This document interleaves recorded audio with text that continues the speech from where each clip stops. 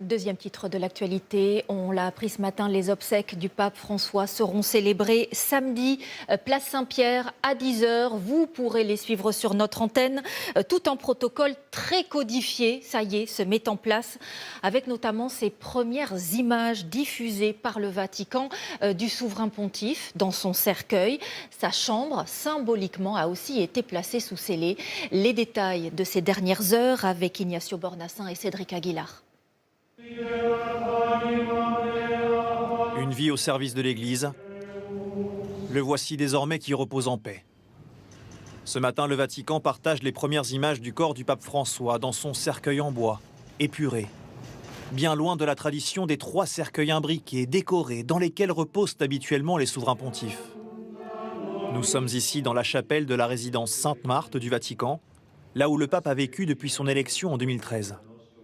Nathalie Bécard, la première femme nommée par le pape François à un haut poste de responsabilité au sein de l'Église, fait partie des rares à avoir déjà pu se recueillir auprès du défunt. Ce qui m'a particulièrement touchée dans ma prière aussi, c'est cette humanité du pape et qui a aussi fait voir cette humanité de l'Église. Comme le veut le protocole, les appartements du pape François ont été scellés à l'aide de ce ruban rouge, quelques heures avant la mise en bière de son corps hier soir. Avant que débute le conclave dans 2 semaines environ, les cardinaux accueillis comme des hommes politiques se sont rassemblés ce matin pour définir le programme des prochains jours. Le plus important en ce moment, c'est de continuer à prier. À 9h demain, le cercueil du pape sera exposé dans la basilique Saint-Pierre, où les fidèles pourront se recueillir avant les obsèques prévues samedi matin.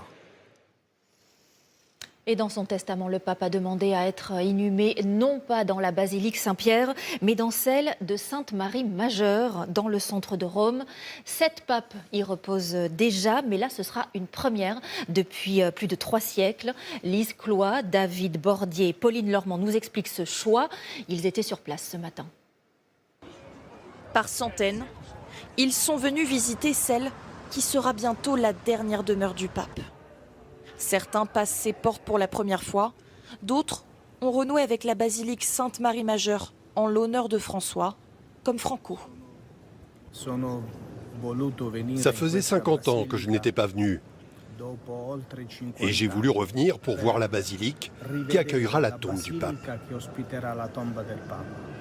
Basilique choisie tout particulièrement par le Saint-Père.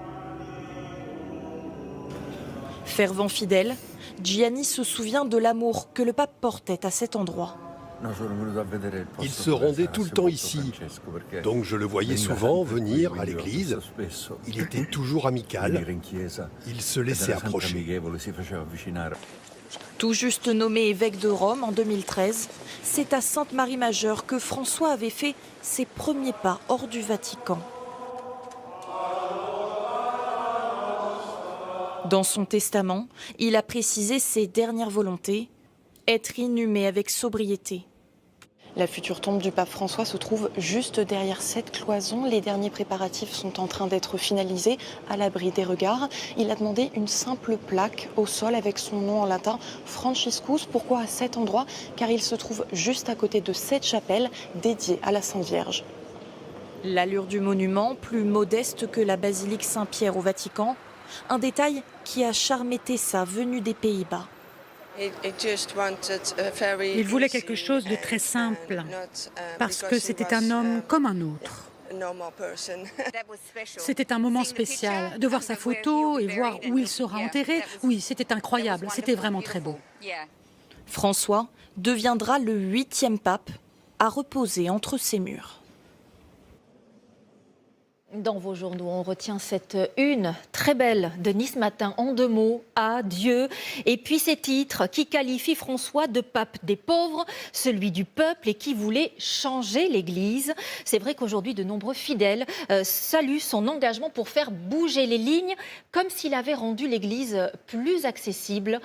Perrine Mislange et Marie Hollander l'ont constaté à Lourdes hier soir et ce matin. Un hommage sobre à l'image du pape François. Pour notre Saint-Père, le pape François, passé dans les mains du Père et qui demandait si souvent que nous prions pour lui. À Lourdes, les pèlerins rencontrés ce matin se sentaient proches de lui. Humainement, c'était quelqu'un de bien, discret, à l'écoute des gens. Un pape qui essaye de faire en sorte que les peuples soient réconciliés. Une église de pauvres, pour les pauvres, avec les pauvres, c'était fondamental. On le savait avant, bien sûr, mais il l'a quand même reformulé de manière flagrante. Humaniste, mais aussi progressiste, selon cette jeune femme, le pape l'a rapproché de l'Église. Moi, j'ai adoré le pape François. Vraiment, j'ai trouvé toutes ses idées incroyables. Enfin, il acceptait les homosexuels, qu'il accordait plus une place pour les femmes. Je trouve que ça m'a dit, ok, c'est une meilleure image de l'Église. En étant un peu plus ancré avec la société actuelle, le pape François a rassemblé de nombreux jeunes. Hier soir, lors de la traditionnelle veillée au flambeau, nous avons rencontré Augustin et Lindsay, baptisés depuis moins d'1 an. Parce qu'il était plus ouvert et plus approchant. Ça donne un peu plus envie de s'en rapprocher. En 2025, l'Église catholique a enregistré une forte hausse des baptêmes, notamment chez les adultes, plus 45%. Un effet pape indéniable pour cette nouvelle pratiquante. Je pense que ça en fait partie quand même. Il prenait pas mal de décisions et de positions aussi assez importantes que d'autres n'ont peut-être pas fait. Mais pour certains, ce n'était pas suffisant. Il n'était pas assez encore dans la vie actuelle du jour. Oui, on avance, mais petit à petit, et il faudrait peut-être avancer à grands pas. À Lourdes, où le souverain pontife ne s'est jamais rendu, l'engouement pontifical reste contenu. Dans les boutiques, rares sont les souvenirs à l'effigie de François. Le pape dénonçait de toute façon la surconsommation.